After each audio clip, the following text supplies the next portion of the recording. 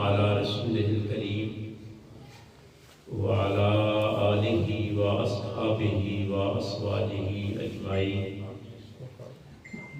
أما بعد فأعوذ بالله من الشيطان الرجيم بسم الله الرحمن الرحيم وما أرسلناك إلا رحمة للعالمين آمنت بالله صدق الله العظيم۔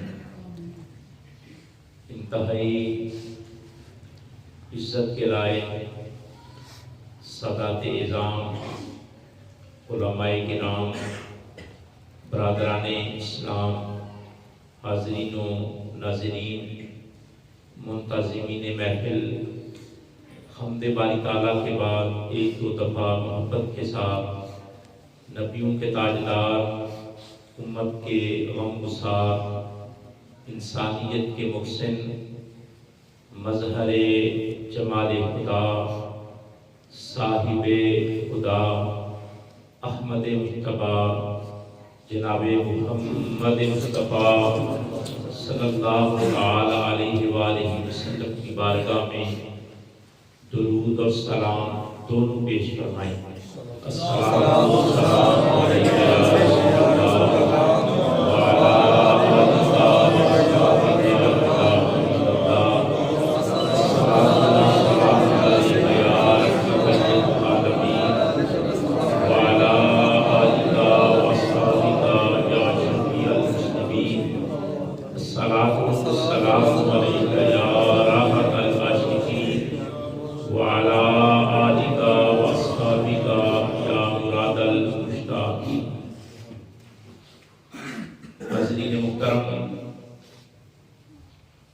اس ناچیز کے لیے اور آپ احباب کے لیے انتہائی فیروز بختی ہے، باعث سعادت ہے کہ ہم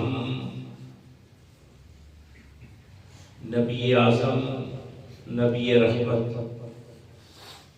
احمد مجتبیٰ جناب محمد مصطفیٰ صلی اللہ تعالی علیہ وآلہ وسلم کی ولادت باسعادت کی خوشی میں انتہائی پروقار اور خوبصورت بابرکت تقریب کا انعقاد کر کے اظہار محبت بھی کر رہے ہیں اور اپنی نسبت کو مستحکم بھی کر رہے ہیں۔ ابتدائی طور پر ایک دو بات بطور ابتدائیہ آپ کی خدمت میں عرض کرنے کے بعد جو آیت کریمہ میں نے تلاوت کرنے کا شرف حاصل کیا ہے، اس کی روشنی میں چند باتیں آپ کی خدمت میں گوش گزار کرنا مقصود ہے۔ دعا فرمائیں اللہ تعالیٰ میری زبان پر کلمۃ الحق جاری فرمائے، آپ احباب کو حق سن کر اللہ تعالیٰ سب کو حق پر عمل کرنے کی توفیق عطا فرمائے، آمین ثم آمین۔ جس ذکر میں آپ بیٹھے ہیں یہ غیر معمولی ذکر ہے، یعنی معمولی ذکر نہیں، غیر معمولی ذکر ہے، عام ذکر نہیں، خاص ذکر ہے۔ بلا تمہید ایک جملہ اس ذکر کی شان میں عرض کرنے لگا ہوں، جب آپ توجہ سے اس جملے کو سنیں گے تو محفل پاک کرنے کی غرض و غایت، محفل پاک میں بیٹھنے کا سبب آپ کو سمجھ آ جائے گا۔ بڑا معروف ایک نام علمی دنیا میں گزرا ہے، امام کا درجہ اپنے عہد میں پایا اور بہت بڑے فقیہ عالم گزرے، ان کی تصنیفات، ان کی خدمات ہمیشہ ہر دور میں علماء نے، صاحبان علم نے ان سے استفادہ کیا۔ وہ شخصیت اور وہ نام حضرت ملا علی قاری رحمۃ اللہ تعالی علیہ کا ہے۔ جو بات بھی بیان کی جائے گی، بیان کرنے والے کا نام آپ کی خدمت میں رکھ دیا جائے گا۔ جس نے بات کی ہو اگر اس کا نام نہ دیا جائے اسے علمی خیانت کہتے ہیں۔ اگر کسی نے بات کی ہے آپ اس کا نام نہیں لیتے تو یہ علمی خیانت ہے۔ علمی دیانت کا یہ تقاضا ہے کہ جس نے بات کی ہے آپ اس کا نام بتا دیں کہ یہ فلاں بندے نے بات کی ہے، تاکہ سننے والے ان کے ذہن میں، ان کی فکر میں، ان کے خیال میں، ان کے تخیل میں اس ہستی کا مقام اور مرتبہ آ جانے کے بعد بات کا وزن ہمیشہ کے لیے محفوظ ہو جائے گا۔ میں جس ہستی کی بات کرنے لگا ہوں، میں نے عرض کیا ہے کہ اپنے عہد میں وہ درجہ امامت پہ ٹھہرے اور فقی دنیا میں بڑا مقام حاصل کیا، اور رسالت باب صلی اللہ تعالی علیہ وآلہ وسلم کی ولادت باسعادت پر انتہائی خوبصورت کتاب رقم فرمائی۔ امام بھی ہو، فقیہ بھی ہو، اور لوگ اس کے پیروکار بھی ہوں، ساتھ ساتھ ذوق و شوق کا یہ عالم ہو کہ وہ آدمی رسول اللہ صلی اللہ علیہ وآلہ وسلم کی شان میں آپ کی ولادت باسعادت، آپ کے ولادت پاک کے حوالے سے قلم اٹھاتا ہے تو بہت بڑی اور اہم اور خوبصورت کتاب مارج سے وجود میں آتی ہے۔ اس کتاب میں انہوں نے ایک جملہ جو رسول اللہ کے ذکر کی برکت پر لکھا ہے وہ آپ کی خدمت میں عرض کر کے آگے بڑھتا ہوں۔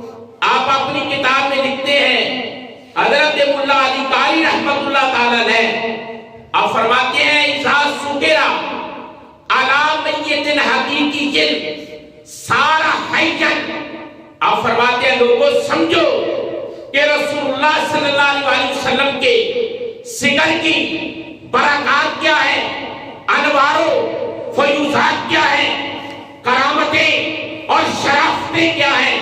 آپ فرماتے ہیں اذا سکرا علی میت حقیقی، حقیقی مردہ کے سامنے رسول اللہ کا ذکر کیا جائے سارا حیّن، تو میری سرکار کے ذکر کی برکت سے مردہ زندہ ہو جائے گا۔ سبحان اللہ، سبحان اللہ، ماشاءاللہ۔ آپ توجہ کریں، یہ میں نے اس لیے آپ کی خدمت میں رکھا کہ آپ ذرا یہ سمجھیں کہ ہم کس ذکر کے لیے بیٹھے ہوئے ہیں، جس ہستی کا ذکر کرنے کے لیے ہم بیٹھے ہیں اس ذکر کے اندر کمالات کیا ہیں، عظمتیں کیا ہیں، برکتیں کیا ہیں۔ ویسے تو رات کو یوں وقت دینا، انتظامات کرنا، تگ و دو کرنا، کوشش کرنا، دعوتیں دینا، مہمان بلانا، وقت دینا، آخر اس کی کوئی غرض و غایت، کوئی سبب، کوئی وجہ، کوئی مدعا، کوئی مقصد تو ضرور ہے نا۔ تو حضرت ملا علی قاری فرماتے ہیں اذا سکرا علی میت حقیقی سارا حیّن، سرکار کے ذکر کی یہ برکتیں ہیں۔ اگر کوئی صدق کے دل سے، ارادہ مصمم سے سرکار کا ذکر کرتا ہے تو اس ذکر کو اللہ نے یہ برکت عطا فرمائی ہے کہ مردہ بھی اس ذکر کی برکت سے زندہ ہو جاتا ہے۔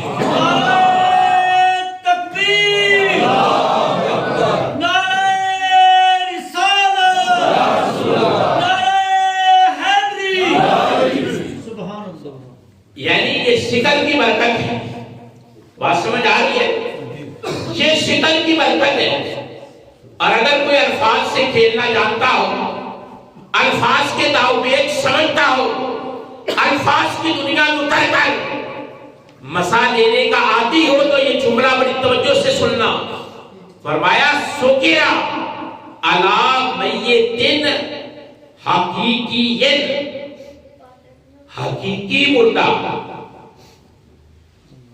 لفظ ساتھ حقیقی، حقیقی مردہ ہو، دل مردہ نہیں، حقیقی مردہ ہو، اس کے سامنے حضور کا ذکر کیا جائے۔ شرط یہ کرنے والا یقین کی دولت سے مالا مال ہو، عقیدے کی ندرت رکھتا ہو، خیال کی پاکیزگی رکھتا ہو، جذبات میں تنوع رکھتا ہو۔ اگر پھر وہ سرکار کا ذکر کرتا ہے، اگر مردہ زندہ کرنے کی صلاحیت کے ذکر رکھتا ہے تو دلوں کو زندہ کرنے کی کتنی صلاحیت رکھتا ہو۔ پھر کس ہستی کے ذکر میں بیٹھے ہیں؟ یہ ابتدائیہ، ہر گفتگو کا کوئی ابتدائیہ ہوتا ہے۔ کس کا ذکر کرنے کے لیے ہم بیٹھے ہیں؟ میں ابن عربی کا 3 کلمات پر مشتمل جملہ آپ کے سامنے رکھنے لگا، نام بھی ساتھ بتا رہا ہوں تاکہ آپ کے ذہنوں میں یہ خیال ہو کہ یہ صرف ہم نہیں، زمانے سے یہ دستور آ رہا ہے، یہ قانون چلا آ رہا ہے کہ لوگ سرکار دو عالم صلی اللہ علیہ وسلم کی عظمت کو سمجھتے، آپ کی عظمت کا اقرار کرتے اور اپنا حظ حاصل کرتے۔ ابن عربی نے 3 لفظ چنے ہیں۔ آپ کا جو مقام ہے ابن عربی کا، آج کل اس ڈرامے نے سارا حجاب اتار کے رکھ دیا۔ ترکی ڈرامے نے نوجوانوں کو ابن عربی کے نام سے واقف کر دیا ہے۔ ایسا ہی ہے، بے شک آپ بولیں۔ آپ کے خطیب صاحب بھی کہہ رہے تھے نا کہ آپ بڑے پریشان بیٹھے ہیں، ویسے نہیں ہونا چاہیے۔ ابن عربی نے 3 الفاظ کا انتخاب کیا ہے۔ ابن عربی کہتے ہیں پیغمبر اعظم، یعنی جن کے ذکر میں آپ بیٹھے ہیں، ابن عربی کہتے ہیں پیغمبر اعظم، روح اول اور عقل کل۔ 3 لفظوں میں سرکار کو خیرات پیش کیا۔ فرمایا کہ حضور کی شان کیا ہے؟ پیغمبر اعظم، عقل کل اور روح اول۔ بظاہر یہ 3 کلمے ہیں، 3 نام اس نے حضور کے صفاتی چنے ہیں، لیکن اتنی جامعیت، اتنی کمال کے ساتھ حضور کی شان کو بیان کیا۔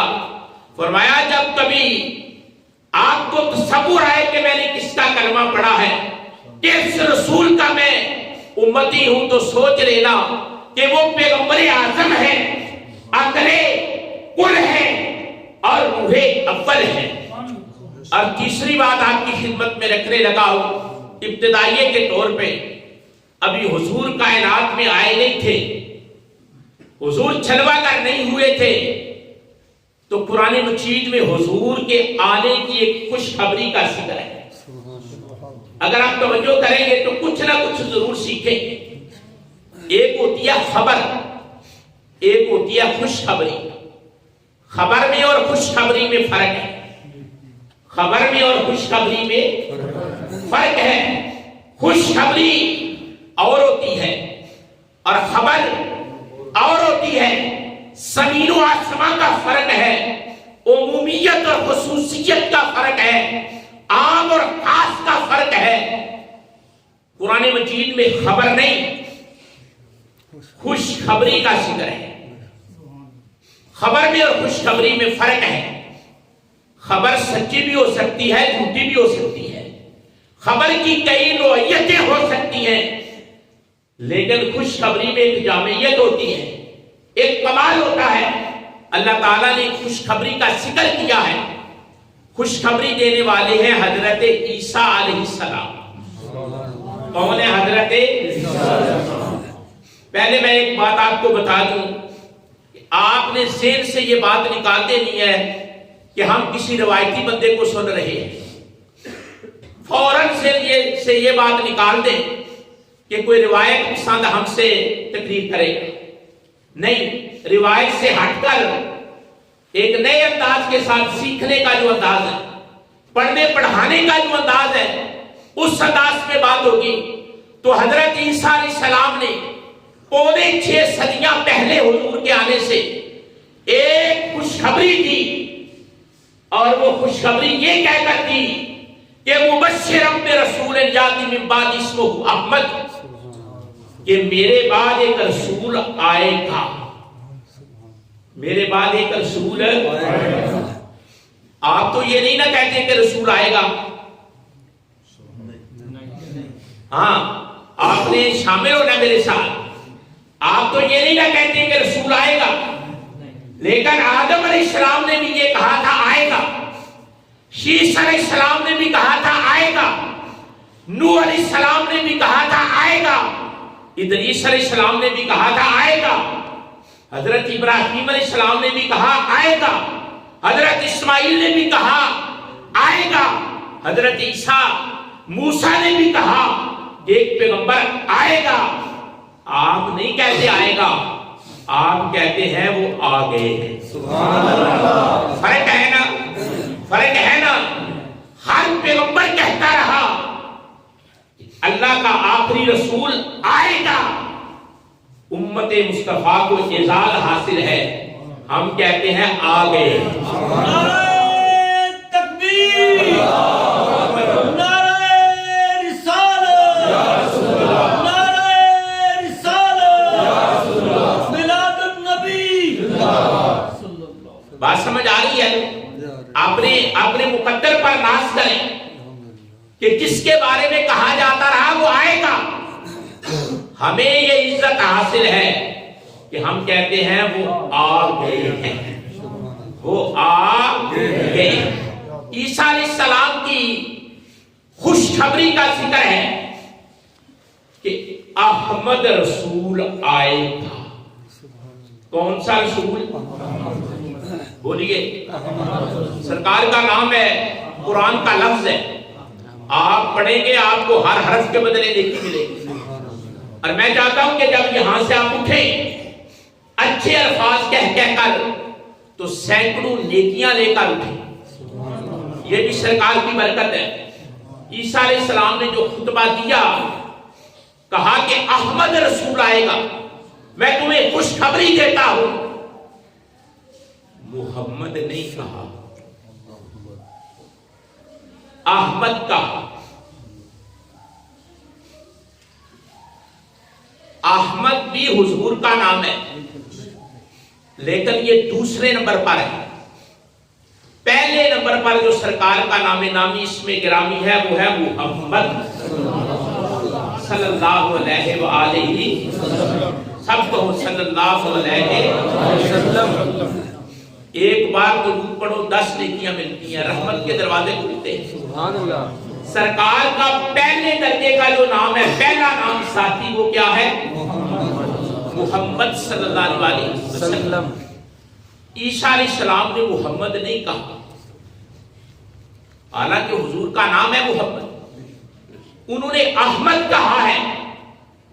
آخر اس کی کوئی وجہ ہے، یعنی انہوں نے حضور کا نام محمد نہیں لیا، احمد لیا ہے۔ آخر اس کی کوئی وجہ ہے۔ جب خطیب بولتا ہے تو ہر لفظ تولتا ہے، اور خطیب بھی عیسیٰ علیہ السلام، اللہ اکبر، انہوں نے کہا احمد رسول آئیں گے۔ احمد سرکار کا نام ہے آسمانوں میں،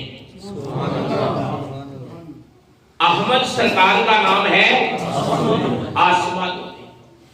آسمانی نام انہوں نے لیا جو آسمانوں میں ہے، اور محمد نام ہے زمین پر۔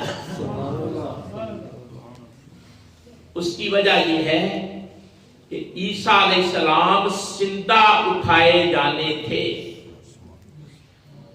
آسمانوں کی طرف، قرآن بیان کرتا ہے انہوں نے وہی نام لیا جو آسمانوں میں مستعمل ہے، فرمایا احمد نبی آئیں گے۔ میں آپ ایک سوال کرنے لگا ہوں آپ سے سیکھنے کے انداز میں، حضور پیدا کب ہوئے ہیں؟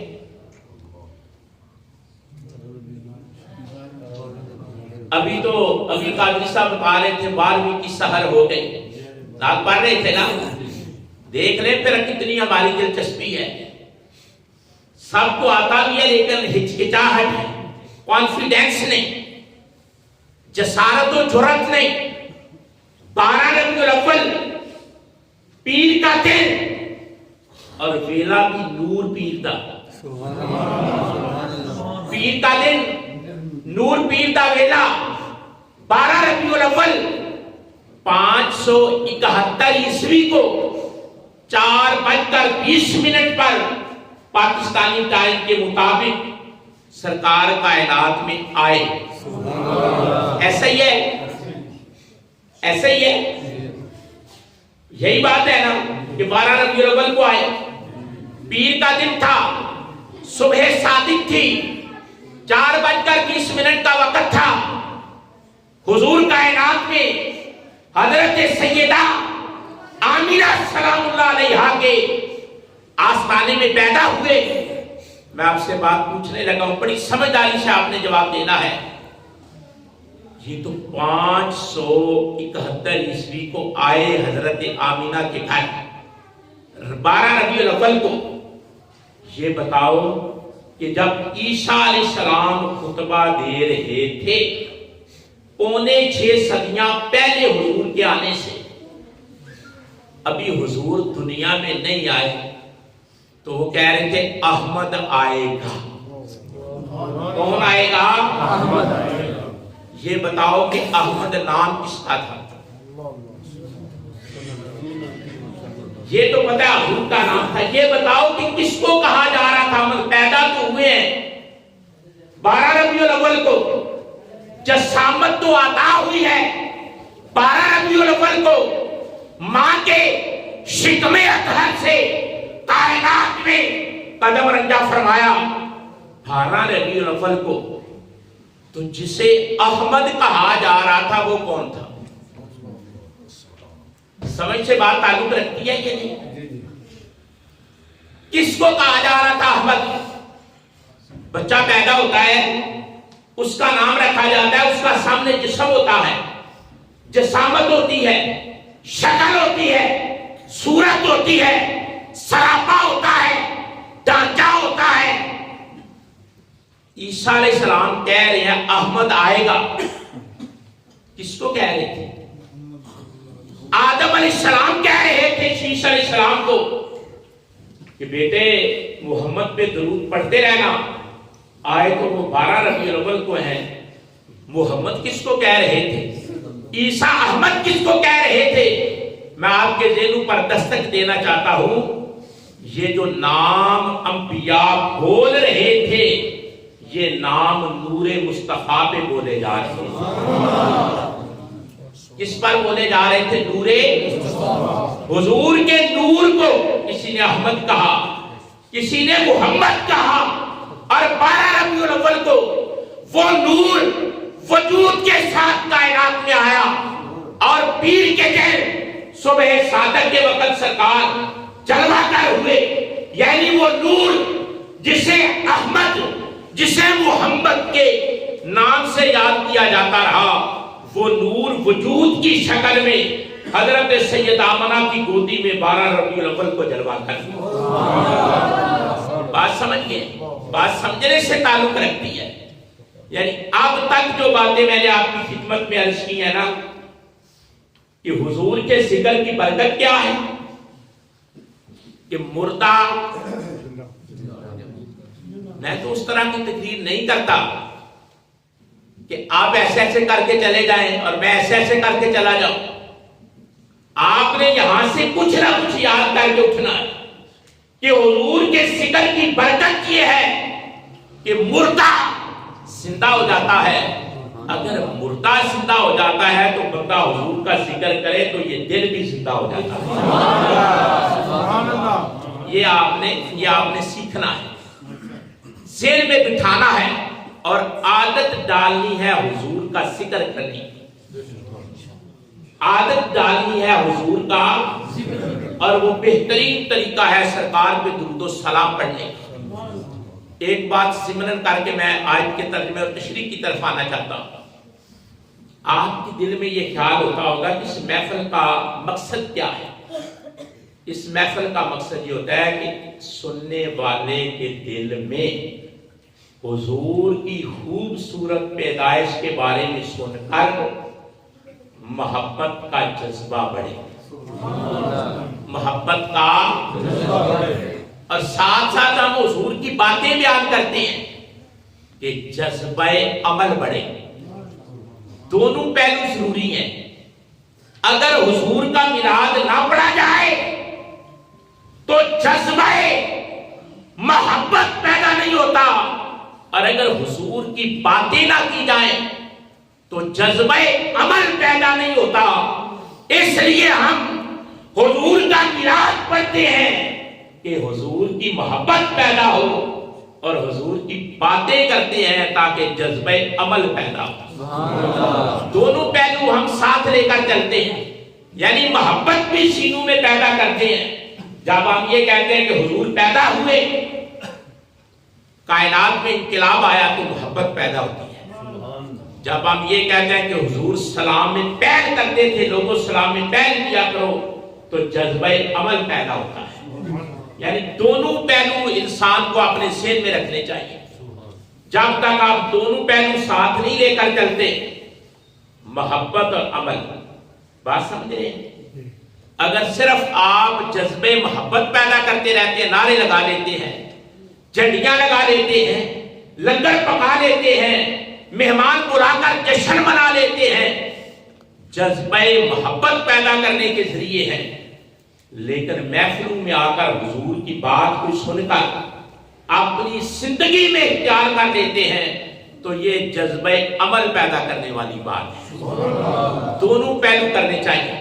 آنے کی خوشی بھی کرنی چاہیے، حضور کے آنے پر جو واقعات ہوئے ہیں وہ بھی سننے چاہیے، بیان بھی کرنے چاہیے، اور ساتھ ساتھ اپنی زندگی میں کچھ نہ کچھ حضور کے دیے ہوئے اصول، مثال کے طور پہ بڑی بڑی باتیں نہ ہی صحیح، جوتا پہننے کا طریقہ، کھانا کھانے کا طریقہ، سلام کرنے کا طریقہ، مجلس میں بیٹھنے کا طریقہ، والدین کی عزت و خدمت کا طریقہ، تلاوت قرآن کا طریقہ، یعنی سرکار کی زندگی سے کچھ نہ کچھ اپنی زندگی میں لانا چاہیے، اور سرکار کا میلاد سن کر اندر عشق کا بھانبڑ مچانا چاہیے. اگر آپ یہ دونوں چیزیں برابر لے کر چلیں گے نا تو آپ کی زندگی کامیاب ہوگی.